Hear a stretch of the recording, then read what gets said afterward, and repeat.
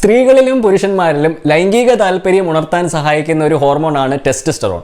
ഇതിന്റെ അളവ് നമ്മളുടെ ശരീരത്തിൽ കൂട്ടുവാൻ വല്ല മാർഗവുമുണ്ടോ?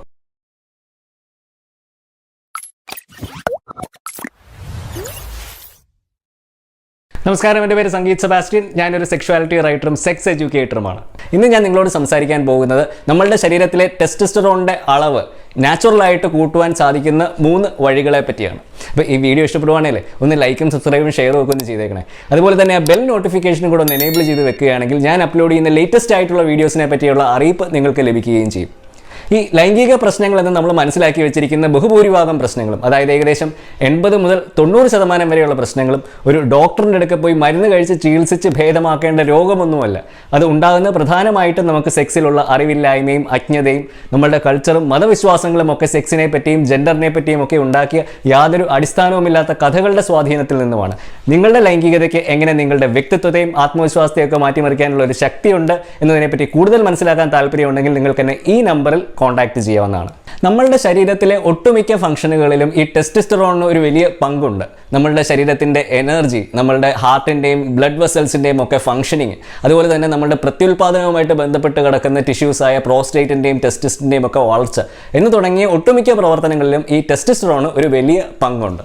പഠനങ്ങൾ പ്രകാരം ഈ ഒരു ടെസ്റ്റോസ്റ്ററോണിൻ്റെ ഡെഫിഷ്യൻസി ഏകദേശം 20% മുതൽ 50% വരെ പുരുഷന്മാരിൽ ഉണ്ടെന്നാണ് പറയപ്പെടുന്നത്. അപ്പം ഈ ഒരു ടെസ്റ്റോസ്റ്ററോണിൻ്റെ ഡെഫിഷ്യൻസി കാരണം അവർക്ക് ലൈംഗിക താല്പര്യം കുറയുകയും മസിലുകൾ നഷ്ടമാവുകയും രതിമൂർച്ച, അതായത് ഓർഗാസത്തിൽ എത്താൻ പറ്റാതിരിക്കുകയും അല്ലെങ്കിൽ ബുദ്ധിമുട്ടുണ്ടാവുകയും അതുപോലെ തന്നെ ഉദ്ധാരണത്തിന് പ്രയാസം ഉണ്ടാവുകയും ഒക്കെ ചെയ്യും. അതുപോലെ തന്നെ നിങ്ങളുടെ ഏകാഗ്രതയും നഷ്ടമാവുകയും ചെയ്യും. അതുകൊണ്ട് തന്നെ ഈ ടെസ്റ്റോസ്റ്ററോണിൻ്റെ അളവ് നമ്മളുടെ ശരീരത്തിൽ ഉചിതമായിട്ട് വെക്കേണ്ടത് വളരെ ആവശ്യമാണ്. അപ്പോൾ ഇനി എന്തൊക്കെയാണ് അതിനുള്ള വഴികളെന്ന് നമുക്കൊന്ന് നോക്കാം. ഇതിൽ ആദ്യത്തേത് വെയിറ്റ് കുറയ്ക്കുകയാണ്. ഇത് പറയാൻ വളരെ എളുപ്പമാണെന്ന് എനിക്കറിയാം, പക്ഷേ നിങ്ങൾ അമിതവണ്ണമുള്ള ഒരു വ്യക്തിയാണെങ്കിൽ നിങ്ങളുടെ ശരീരത്തിലുള്ള ആ ഫാറ്റ് സെൽസ് നിങ്ങളുടെ ശരീരത്തിലെ ആ നല്ല ടെസ്റ്റോസ്റ്ററോണിനെ ഈസ്ട്രോഡയൽ എന്ന് പറയുന്ന ഒരു ഫീമെയിൽ സെക്സ് ഹോർമോണാക്കി മാറ്റും. ഇനി നിങ്ങൾക്ക് വെയിറ്റ് കുറയ്ക്കാൻ ബുദ്ധിമുട്ടാണെങ്കിൽ ടെസ്റ്റോസ്റ്ററോണിൻ്റെ അളവ് വർദ്ധിപ്പിക്കാൻ വേറൊരു മാർഗ്ഗമുണ്ട്. അതായത് നിങ്ങളുടെ ഫിസിക്കൽ ആക്ടിവിറ്റിയുടെ തോത് വർദ്ധിപ്പിച്ചാൽ മതി. അത് നിങ്ങൾ ജിമ്മിലും മറ്റും പോയി ചെയ്യുന്ന ഹൈ ഇൻറ്റൻസിറ്റി വർക്കൗട്ട് മുതൽ അമിത വേഗത്തിലുള്ള നടത്തവും ഓട്ടവും ഒക്കെ ആ ഒരു ടെസ്റ്റോസ്റ്ററോണിൻ്റെ ലെവലിനെ വർദ്ധിപ്പിക്കുവാൻ വളരെയധികം സഹായിക്കും. ഇനി ടെസ്റ്റോസ്റ്ററോണിൻ്റെ അളവ് വർദ്ധിപ്പിക്കാനുള്ള രണ്ടാമത്തെ മാർഗ്ഗം ഭക്ഷണമാണ്.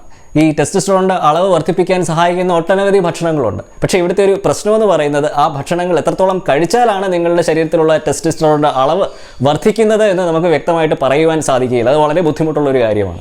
കഴിവതും പ്രോസസ്ഡ് ആയിട്ടുള്ള ഭക്ഷണ പദാർത്ഥങ്ങൾ, അതായത് ബർഗർ, പിസ്സ, ഫ്രൈസ് തുടങ്ങിയ പലർക്കും വളരെ ഇഷ്ടമുള്ള ഭക്ഷണ പദാർത്ഥങ്ങൾ ഒഴിവാക്കി നാച്ചുറൽ ആയിട്ടുള്ള ഫ്രൂട്ട്സും വെജിറ്റബിൾസും ഒക്കെ കഴിക്കുവാൻ ശ്രമിക്കുക. ഇനി ടെസ്റ്റോസ്റ്ററോൺ വർദ്ധിപ്പിക്കാനുള്ള മൂന്നാമത്തെ നാച്ചുറൽ ആയിട്ടുള്ള മാർഗ്ഗം ഗെറ്റിംഗ് ഗുഡ് സ്ലീപ്പ്. നമ്മളുടെ ശരീരത്തിലെ ടെസ്റ്റോസ്റ്ററോണിൻ്റെ അളവ് നിർണ്ണയിക്കുന്നതിൽ നമുക്ക് ദിവസവും കിട്ടുന്ന ആ ഉറക്കത്തിൻ്റെ ക്വാളിറ്റിക്ക് ഒരു വലിയ പങ്കുണ്ട്.